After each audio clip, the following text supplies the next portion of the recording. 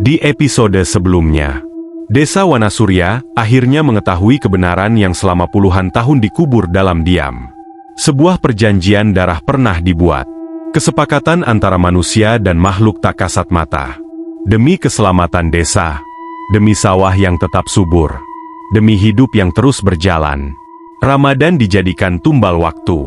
Setiap tahunnya, sesuatu diambil. Bukan hanya hari, bukan hanya malam, tapi ketenangan jiwa. Namun perjanjian itu ternyata tidak berdiri sendiri. Ada syarat lain yang lebih kelam. Seseorang pernah mati tanpa pembelaan. Seorang pendatang baru yang disangka pencuri. Disekap di sebuah ruangan kecil di masjid lama. Hingga nafas terakhirnya habis dalam ketakutan. Dan tubuhnya tidak pernah dipindahkan. Tidak pernah diikhlaskan. Kini, rahasia itu terkuak. Dan Desa Wanasurya harus menghadapi satu kenyataan pahit. Masjid yang mereka banggakan berdiri di atas tanah yang terlarang. Di atas tanah yang tak pernah disucikan. Di atas penyesalan yang tidak pernah benar-benar selesai. Malam ini, kebenaran akan digali. Dan yang terkubur mungkin tidak ingin tetap diam. Malam setelah lingkaran darah itu padam, Desa Wanasurya terasa terlalu tenang. Tidak ada suara hitungan. Tidak ada langkah tuyul. Tidak ada nafas berat dari pohon beringin. Genderuwo masih duduk di batas desa, tetapi matanya tak lagi merah membara. Bara itu meredup, seolah tugasnya hampir selesai. Raka berdiri di pelataran masjid tua menjelang subuh. Angin berembus pelan, membawa bau tanah basah.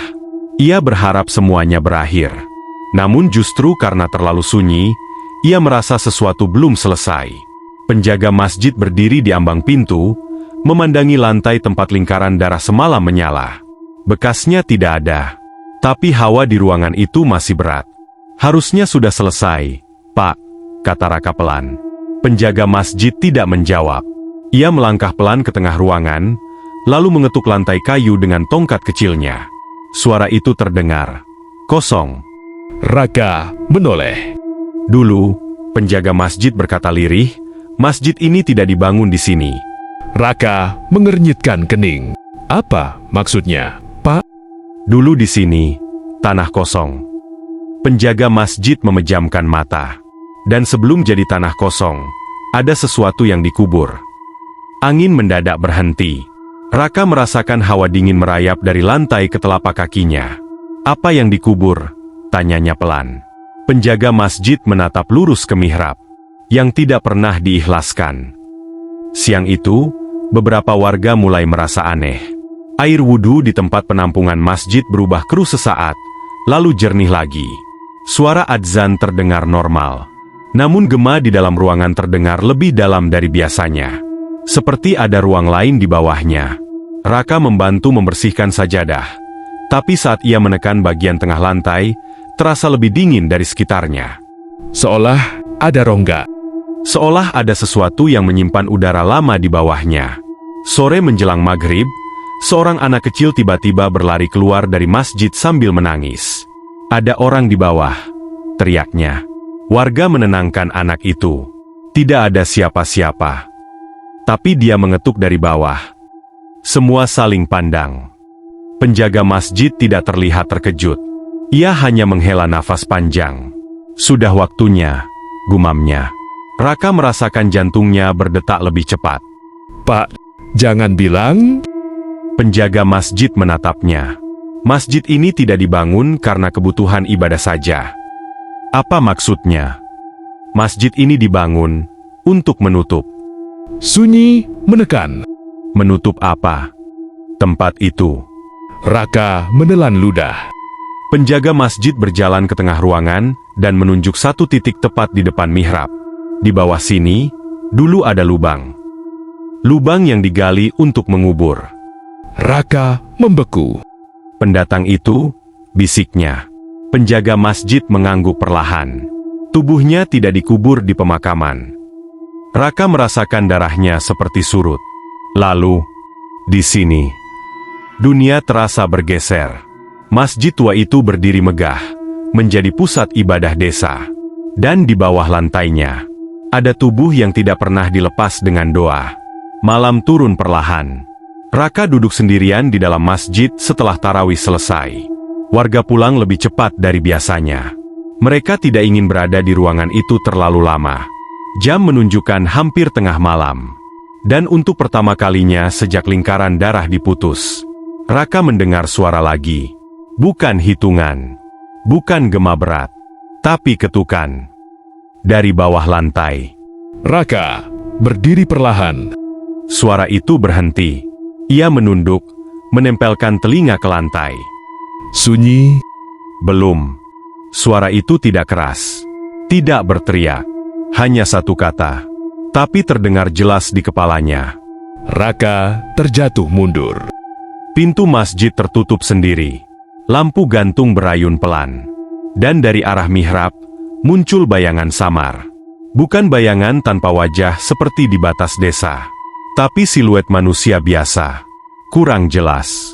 Seperti tertahan di bawah lapisan tipis tanah. Tidak pernah diikhlaskan. Suara itu kembali terdengar. Raka gemetar. Kami sudah mengaku, serunya. Bayangan itu tidak marah, tidak mengaum. Ia hanya berdiri, menunggu. Penjaga masjid tiba-tiba muncul di pintu. Kau mendengarnya, katanya pelan. Raka menoleh. Pak, dia belum selesai. Penjaga masjid berjalan ke tengah ruangan. Perjanjian darah diputus. Ia menatap lantai. Tapi tempatnya belum dibuka. Raka terdiam. Maksud Bapak? Penjaga masjid berlutut. Selama tubuh itu tetap di sini, desa ini tidak benar-benar bersih. Angin berputar di dalam ruangan. Lampu meredup. Dari bawah lantai, suara nafas terdengar pelan. Bukan marah. Bukan menuntut. Hanya seperti seseorang yang lama terpendam. Dan akhirnya sadar. Penjaga masjid menutup mata. Besok sebelum subuh, katanya pelan, lantai ini harus dibuka. Raka merasakan ketakutan yang berbeda. Ini bukan tentang makhluk gaib. Ini tentang kebenaran yang benar-benar harus digali. Dan jika benar ada yang dikubur di bawah masjid, maka Ramadan di desa Wanasurya belum selesai. Karena ada satu hal yang lebih berat dari perjanjian darah. Seseorang yang tidak pernah diikhlaskan. Dan selama ia belum dilepaskan, masjid itu bukan tempat suci, melainkan penutup luka. Di luar, angin bergerak kembali. Genderuwo di batas desa perlahan berdiri. Bukan karena marah, tapi karena ia tahu. Batas berikutnya bukan lagi di pohon beringin, melainkan di bawah lantai masjid. Hujan tidak turun malam itu, namun udara di desa Wanasurya terasa basah. Seolah tanah mengeluarkan uap dari dalam perutnya sendiri. Di dalam masjid tua itu, beberapa warga berkumpul. Lampu-lampu redup bergetar pelan. Karpet digulung sebagian. Di tengah ruangan, tepat di atas titik yang diakini sebagai lokasi kuburan tanpa nisan, lantai telah dibuka. Tanah di bawahnya lebih gelap, lebih padat, dan lebih dingin. Sesepuh desa duduk bersila. Tangannya gemetar.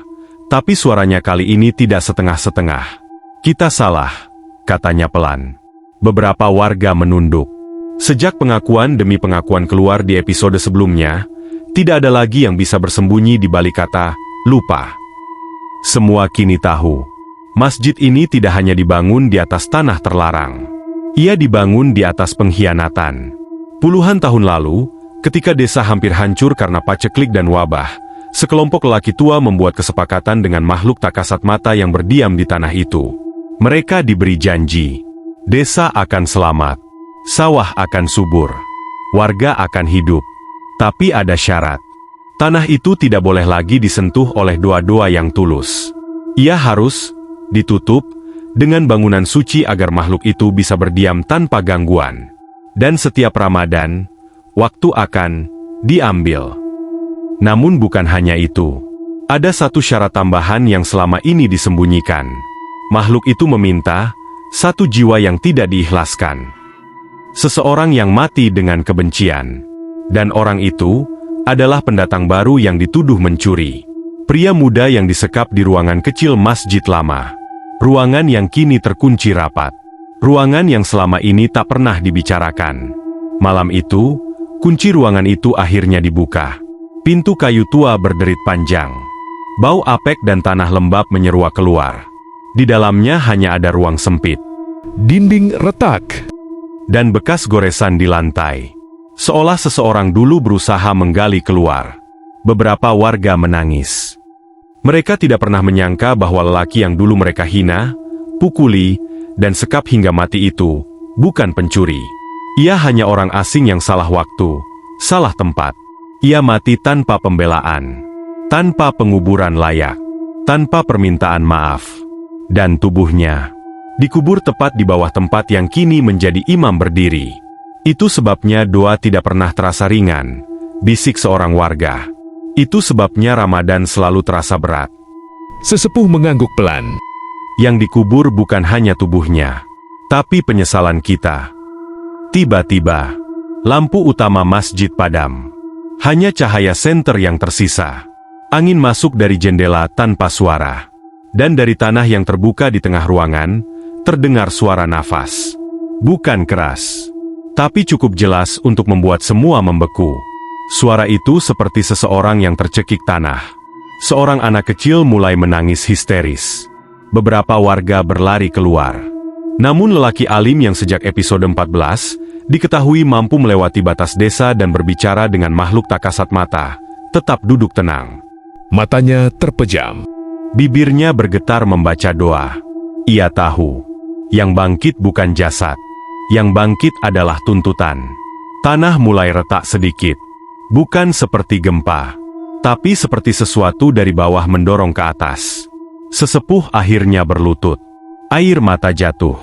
Kami salah. Kami tidak mengikhlaskan dia. Kami tidak pernah mengaku. Suara nafas itu berhenti. Hening. Lalu terdengar suara lain. Suara yang tidak datang dari satu arah. Suara yang seperti keluar dari dinding, dari tanah, dari langit-langit. Ramadan, bukan untuk kalian. Beberapa warga menutup telinga. Makhluk itu tidak terlihat, tapi kehadirannya terasa. Ia tidak marah. Ia tidak mengamuk. Ia hanya menagih. Lelaki alim membuka mata. Kesepakatan itu sudah cukup, katanya tenang. Puluhan tahun kalian mengambil waktu Ramadan sebagai tumbal. Jiwa-jiwa menjadi gelap. Doa tak pernah sampai. Bukankah itu cukup? Angin berhenti. Suasana mendadak sunyi. Makhluk itu seperti mendengar. Sambil menimbang. Yang tidak diikhlaskan, belum selesai. Suara itu kembali. Sesepuh menunduk lebih dalam. Kalau begitu, malam ini kami selesaikan. Ia memerintahkan warga menggali lebih dalam. Tanah digali dengan tangan. Dengan sekop, dengan gemetar. Dan akhirnya, mereka menemukan sesuatu. Bukan tulang yang utuh. Hanya sisa kain lusuh. Dan gelang kayu kecil di pergelangan tangan yang sudah rapuh. Beberapa warga mengenalinya. Itu milik pendatang itu. Tanggis pecah. Kali ini bukan karena takut, tapi karena malu. Karena sadar, jenazah itu tidak pernah dimandikan. Tidak pernah disalatkan. Tidak pernah diberi nama baik. Ia hanya dikubur sebagai pencuri. Malam itu, tepat di dalam masjid yang dibangun di atas tubuhnya, mereka melakukan salat jenazah. Tanggis bercampur doa.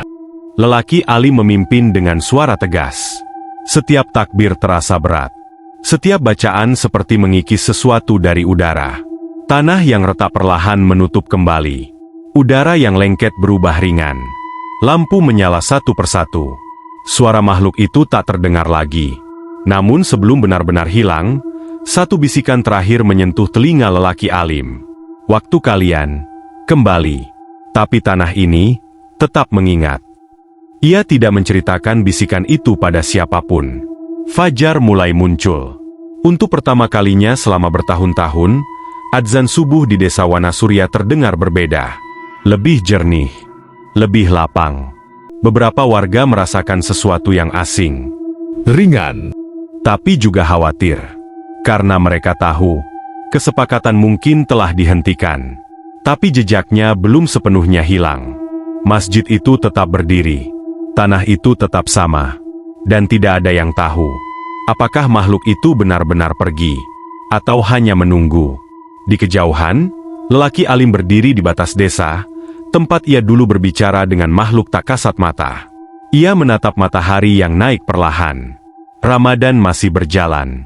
Dan untuk pertama kalinya, waktu terasa normal.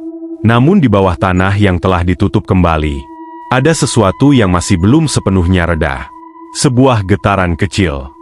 Seperti denyut. Sangat pelan. Hampir tak terdengar. Tapi cukup untuk menandakan cerita belum benar-benar selesai. Jika menurutmu kisah ini sudah selesai, mungkin kamu salah. Karena tanah yang pernah menyimpan perjanjian tidak pernah benar-benar lupa. Apa yang akan terjadi setelah kebenaran terungkap?